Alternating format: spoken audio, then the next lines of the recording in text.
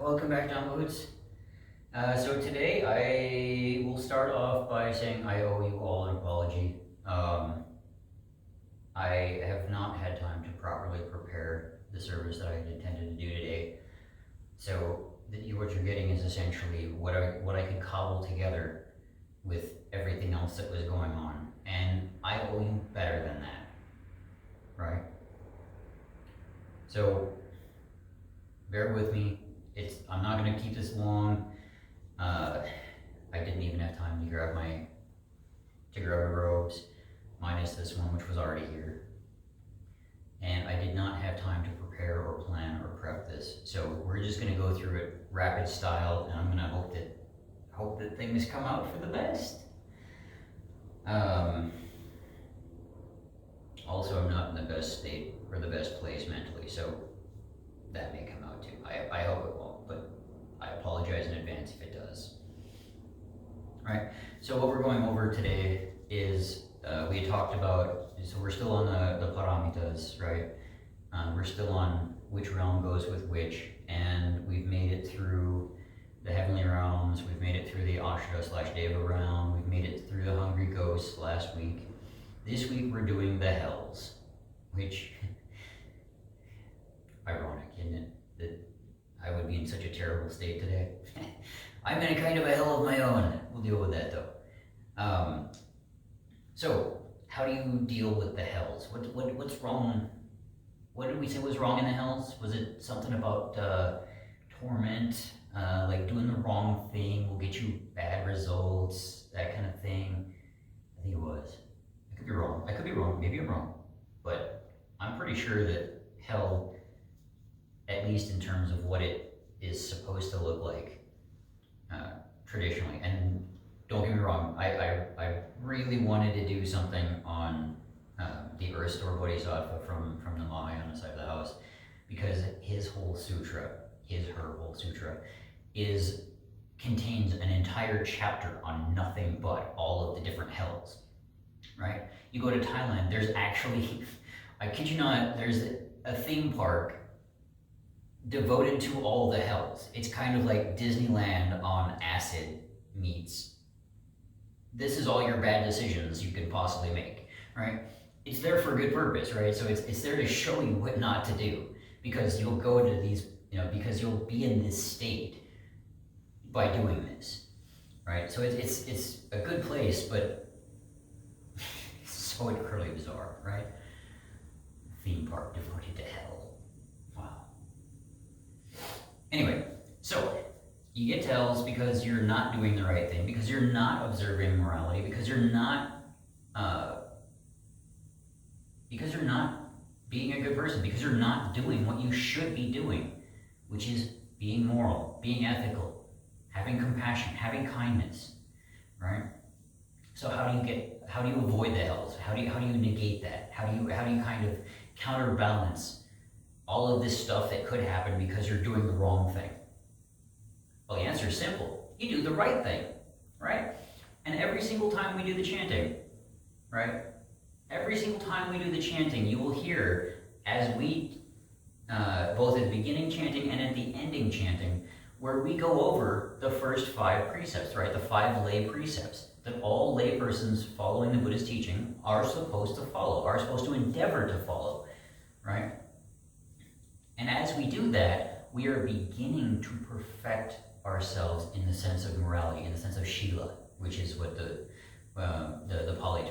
Pali/Sanskrit term for morality, essentially, right? So we chant the 5 precepts on a routine basis. I wanted to go in a little bit more to the 8 and the 10 precepts, which are chanted at different times by usually not lay personnel. This is usually monks or those who are going on a spiritual retreat, a spiritual journey. And these are the Atta Shila and the Dasa Shila, right? So I'm going to just read through them. Most of them do, in fact, they split off from the 5 precepts in specific ways.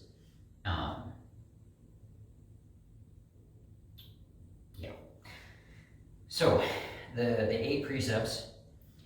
I vow to refrain from destroying living creatures. I vow to refrain from taking that which is not given. I vow to refrain from sexual activity. Now here's the big difference between the 5 lay precepts and the 8. Because you're supposed to be going a more stringent, more strict observance when you take the 8 precepts, it goes from illicit sexual activity to all sexual activity, totally banned, right? Now, obviously, for lay personnel, you really don't have to follow these unless you're like at a retreat, like at a monastery, doing a week-long retreat or a month-long retreat or whatever it may be.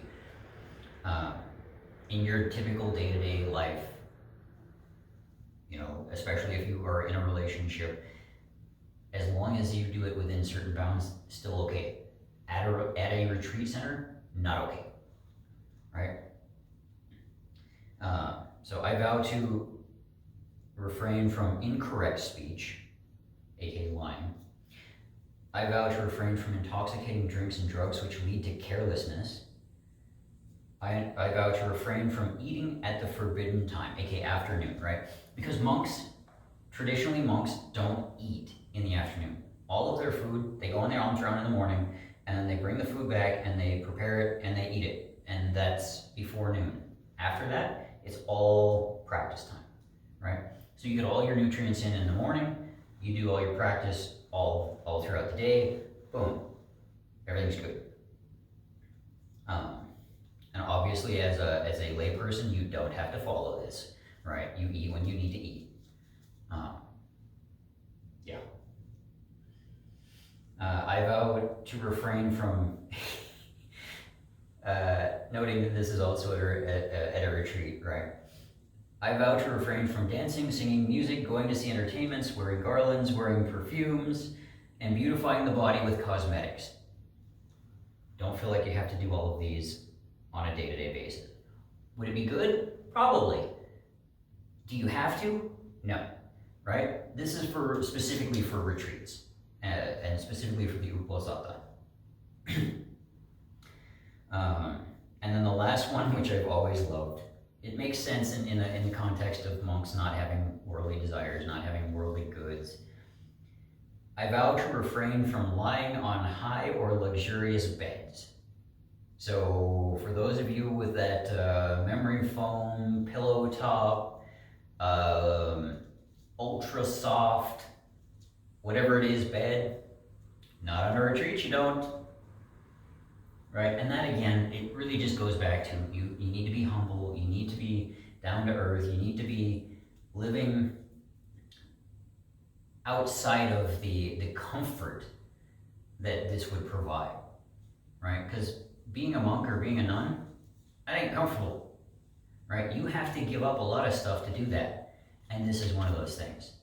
As a layperson, if you follow this, great. If not, no loss. Right? As somebody who is deeply ingrained in the practice and somebody who is undergoing specifically a spiritual training event like a retreat, yeah, you do this.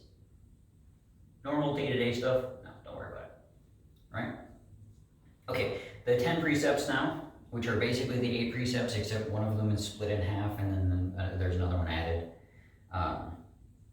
I vow to refrain from destroying living creatures. I vow to refrain from taking that which is not given.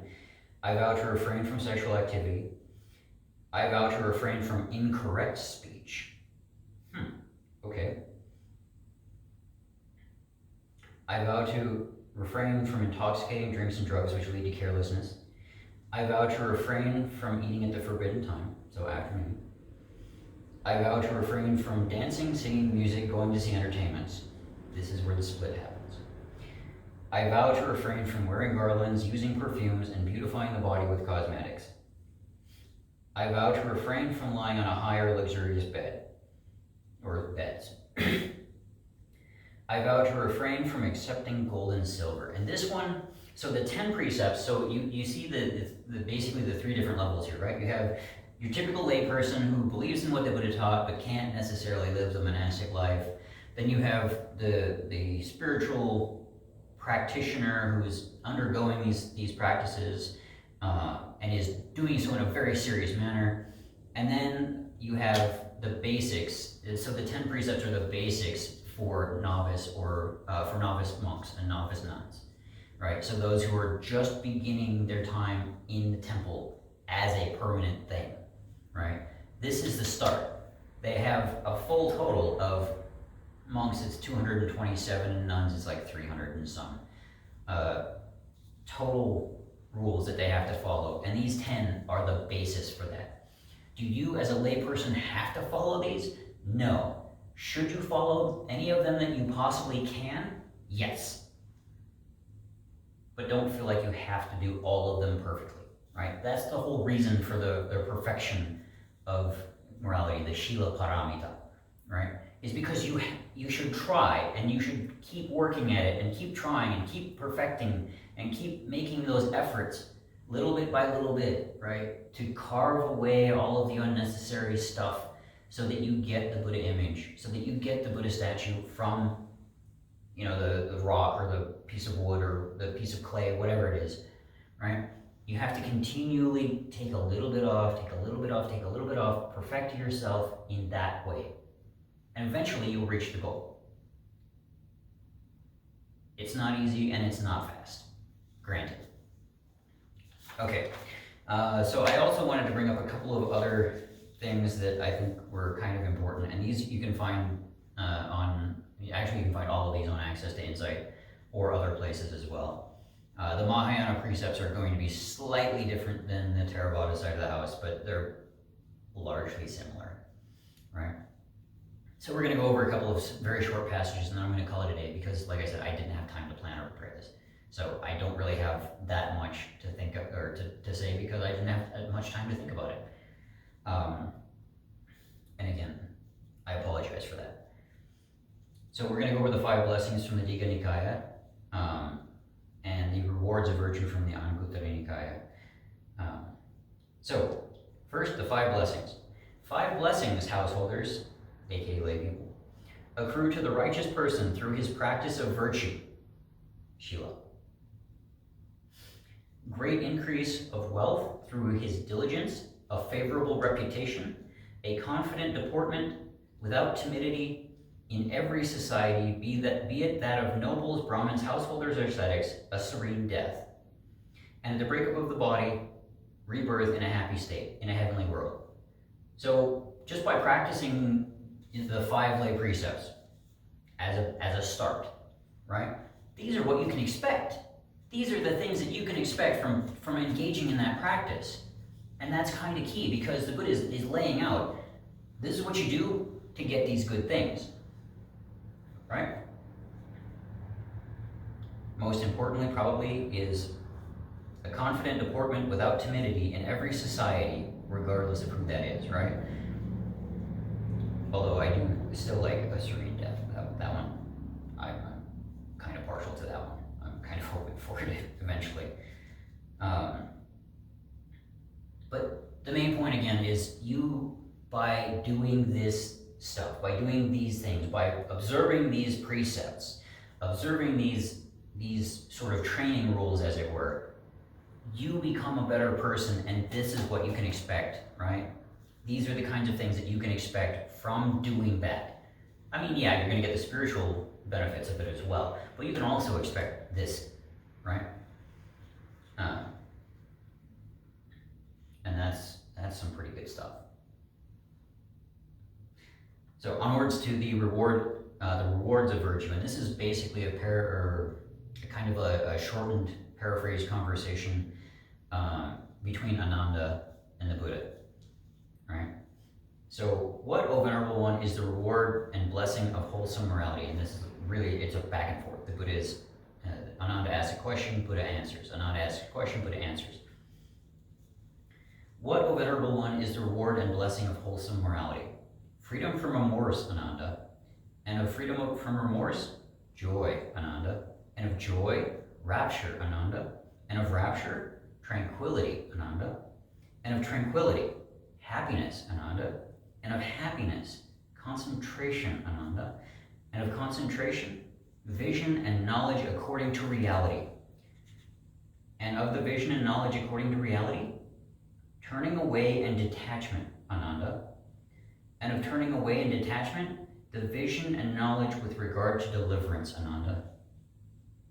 So morality, what the Buddha is getting at here is actually, it should be pretty clear. Deliverance is another term here for liberation, right? You deliver yourself from samsara by means of virtue, by means of morality, by means of living the right way, by means of following the precepts, right? You start off with practicing morality. You get freedom from remorse. From there you get joy, rapture, tranquility, happiness, concentration, vision and knowledge according to reality, right? So you see things as they are. You see things with a suchness that we talk about in Buddhism, right? This is kind of the suchness of reality, right? The truth, as it were. And then from there you see the turning away and detachment. So once you see reality as it is, you can say, yeah, not interested. And from there, the vision and knowledge with regard to deliverance. So this lays the conditions. This sets you up to be able to see where you need to go and what you need to do in order to liberate yourself and others, right? Because if you're just liberating yourself by yourself, yeah, that's okay, not a problem. Particularly on the Theravada side of the house, that's kind of what they, that's a large part of what the critique, the original critique of the Theravada side of the house by the Mahayana was that, oh no, you're just totally doing it for yourself. You're not doing it for everybody. Not true, but it was the critique, right? So you can do this for yourself and out of compassion, if you have any compassion at all, and morality should show you that, should give you some kind of sense of this is going to help those who are suffering, then you should be teaching that to others as well through your example, right? Through observing and living the precepts, you become that voice, that example, that inspiration that says, this can be done. We can do this. We can liberate ourselves. We can come with me and we'll make it out of here. We'll make it past this. We will go to the other shore, and we will do so by following the precepts as a starting point, right? You can do that. I can do that. Is it easy? No. Is it worth it? Yes. And I've already said way more than I thought I was going to say, so I'm going to leave it there, Dhamma Boots. Again, I owe you a much better sermon for next week. I will try. Dhamma Boots.